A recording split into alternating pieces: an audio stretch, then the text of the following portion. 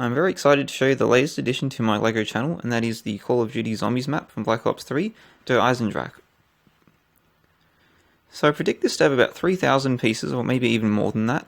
You might not look it now, but at the end of the video I'll compare it to other big sets lying around and show you the size comparison, and I'll also show you all the pieces used to create this as well. So this is definitely my favourite Call of Duty Zombies map from Black Ops 3.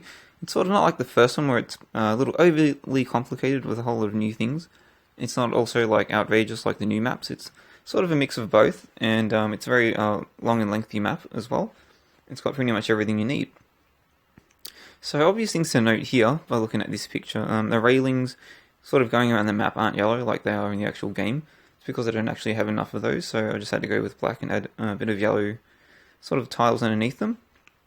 Another thing to note is there's like these long sort of burgundy coloured structural poles all around the map, but I didn't have enough of those pieces, so I've sort of just added them to the side and on the side of the front there. So with those things noted, let's get into it and have a look at all the details. Alright, so let's get started on the left side of the map here.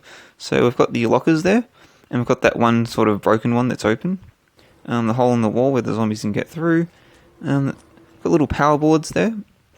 And I've used little caution tiles, the black and yellow ones, just to really sell that effect that it's sort of like a, like a power board station kind of area. And here we have Dempsey with his Tommy gun. Now I know Dempsey's actually got like a shaved military cut, but LEGO doesn't actually make that type of hair, so I've given him, just a spiky hairstyle with the same shade of hair color that he actually has too. Alright, so starting from the center of the map going onto the right side here, we've got Nikolai, and there's this little brown headpiece he wears with the goggles. And I've added a mystery box here, even though I know there's not one in the map at this point, but, just for the hell of it, I thought it'd be cool. And there's the first exit door, plus some snow just falling on the side there. And those are the sort of burgundy coloured poles I was talking about earlier. I didn't have a power symbol or anything like that, so I've just used an orange tile there from Star Wars. And getting into the center here, we've got, that pile of sort of rubble there, and there's Takeo with his sword, taking on a zombie. And there's a gobblegum machine too. Bit difficult to sort of make that as detailed as I could there, being so small and micro scale. And we've got the planks of wood there, holding up the wall. And, just some details there. I didn't have any sort of movie poster looking things like the map has, so I've just added, some things from the LEGO Quickie Mart, or the Simpsons set. Another look there at the, closer look at the details back here. Got another fence there. A little dark area back there, some crates. And a closer look there at the jug machine.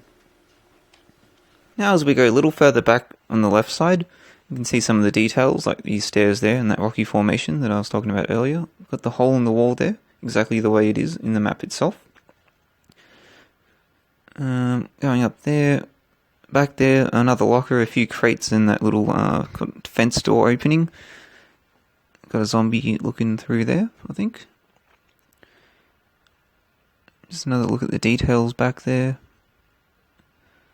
And just a whole lot of little random little bits lying around on the ground there. Oh, also the that little teleporter grid there.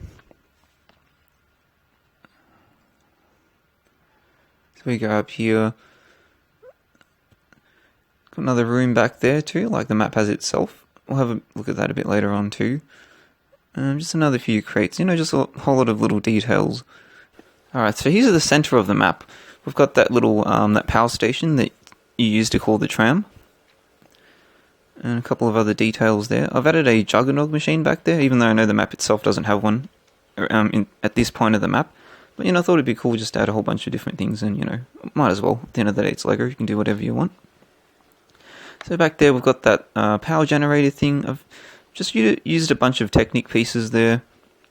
Try to make it look as accurate as I could to the game itself. A little rope there on the ground and a barrel there, just a couple more details. Also we'll have a look at the top of this as well. You've got that sort of railing that goes around it in like a square shape.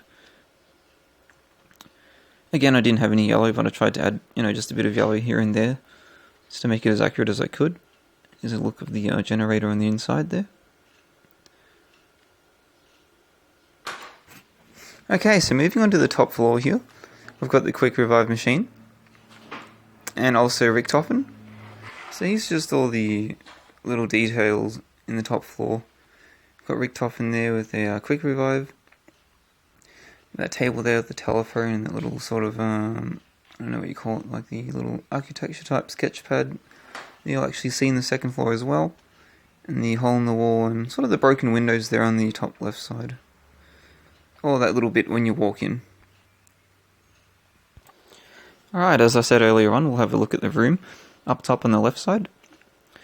And inside's just a, got a locker, a power board, a couple of boxes. We'll go around here on the right side to have a closer look. And just like the, I guess sort of like a table that you'd see in like a back dock of a factory. Or more like the, what do you call them? Sort of metal fixtures, I suppose, rather. A couple of boxes and crates there. Got a metal door back in the corner there too. Now this wasn't, totally accurate with the game, but I sort of added my own little touch there. You just get the idea that it's those two rooms up the top are just sort of storage and that, and they have like little metal fixtures and that, and boxes and crates and all that stuff lying around. Okay, so now I'm going to do a size comparison with two other pretty big sets that have about 2,200 pieces each. We've got the Lego Simpsons Quickie Mart and the Modular Series set, The Detective's Office. So they're both they're not the biggest sets, but they definitely have a lot of pieces and they're very densely packed. And as you can see in comparison to the Eisendrach map, the Eisendrach map is actually definitely a lot bigger. But then again, it doesn't have a roof or walls that sort of seal off all sides. But I think at the end of the day, I think about 3,000 pieces, like I said earlier, is a good estimate. And I'll just show you quickly here, all the pieces used to create them, taken apart here.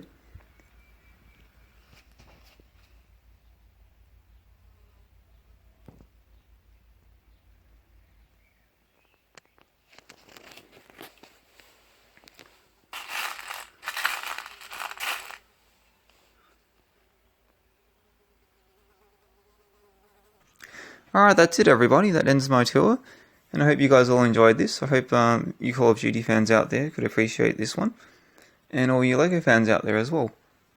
And I sort of created this in mind with just having the most playability possible, so there's a lot of open space, you can definitely play around with it, you won't sort of struggle to fit your hands in there, and yeah, so I'll leave you guys with a couple of images of more of the smaller details, and once again, thank you so much, and I'll have something new up in a few weeks from now.